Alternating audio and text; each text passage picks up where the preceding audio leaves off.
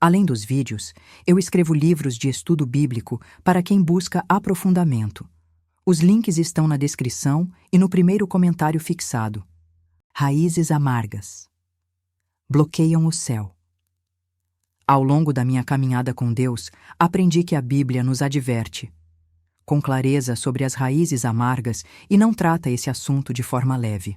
A Escritura declara: segui a paz com todos e a santificação, sem a qual ninguém verá o Senhor, atentando diligentemente para que ninguém se prive da graça de Deus e para que nenhuma raiz de amargura, brotando, vos perturbe e por ela muitos se contaminem.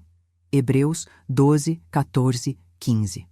Essa palavra me ensina que a raiz amarga não é algo superficial, mas um perigo espiritual real que precisa ser observado com vigilância. Compreendo, à luz da palavra, que a raiz amarga não nasce de um dia para o outro.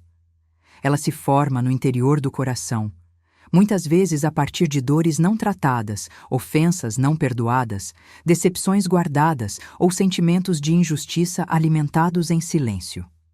A Bíblia diz que o coração é enganoso mais do que todas as coisas. Jeremias 17, 9.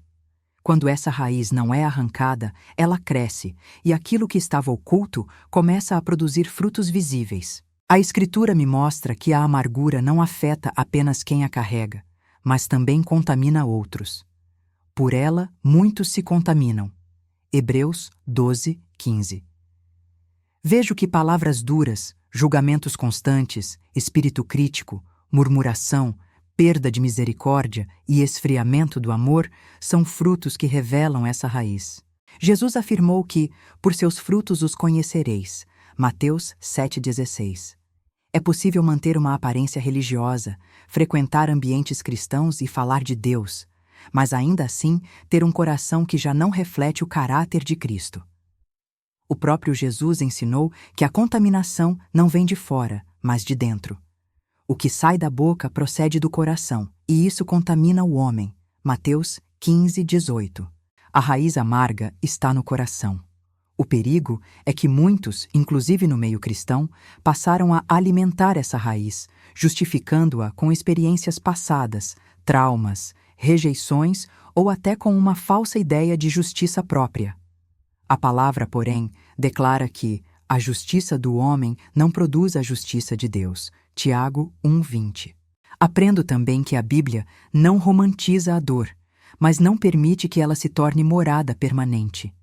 Em Efésios está escrito: não deis lugar ao diabo. Efésios 4:27. E logo em seguida, a palavra orienta a lançar fora toda a amargura.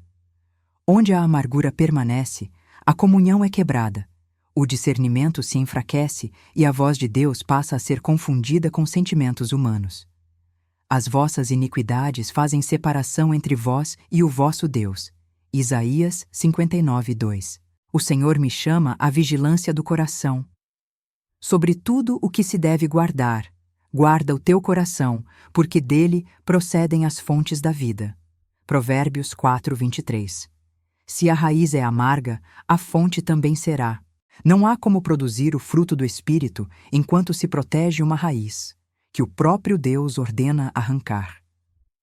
Toda planta que meu Pai Celestial não plantou será arrancada. Mateus 15:13. Entendo que essa advertência é em amor. Deus não expõe para condenar, mas para curar. Eu repreendo e castigo a todos quantos amo. Apocalipse 3:19. Onde há arrependimento, perdão e rendição, Deus remove raízes antigas e planta novas sementes. Somente um coração limpo da amargura consegue caminhar em paz, santificação e verdadeira comunhão com o Eterno. A Bíblia também é clara e prática quando reconheço que há raiz de amargura em mim. Ela não me ensina a negar, justificar ou esconder, mas a lidar. Sou chamada ao autoexame diante de Deus. Examinai-vos a vós mesmos. 2 Coríntios 13:5. O reconhecimento não é diante de pessoas, mas diante do Senhor. A raiz começa a ser tratada quando paro de culpar circunstâncias e permito que a luz de Deus revele o que está no meu coração. Em seguida, a palavra me conduz ao arrependimento sincero. Se confessarmos os nossos pecados, Ele é fiel e justo para nos perdoar e nos purificar de toda injustiça. 1 João 1:9. Amargura não é apenas consequência da dor, é permanência nela. Arrepender-me é admitir que algo criou raiz onde não deveria e decidir não protegê-lo mais. A Escritura também é direta quanto ao perdão. Antes sede uns para com os outros benignos, misericordiosos, perdoando-vos uns aos outros, como também Deus vos perdoou em Cristo. Efésios 4:32. Aprendo que perdoar não é concordar com o erro, mas obedecer a Deus. A raiz de amargura só sobrevive onde o perdão é negado. Sou ensinada a lançar todo o peso diante do Senhor, lançando sobre Ele toda a vossa ansiedade, porque Ele tem cuidado de vós. 1 Pedro 5:7. Guardar dor no coração é carregar um fardo que Deus nunca me pediu para sustentar. Quando entrego, Ele trata. A palavra também me chama a renunciar pensamentos e palavras que alimentam a raiz. Tudo o que é verdadeiro, tudo o que é honesto, tudo o que é justo, tudo o que é puro, nisso pensai. Filipenses 4:8. A amargura cresce quando é revisitada na mente e reforçada pelas palavras. Deus me chama a alinhar meus pensamentos à verdade. Por fim, sou chamada à submissão e à santificação contínua. Segui a paz com todos e a santificação. Hebreus 12:14. A raiz é arrancada, mas o solo precisa ser cuidado.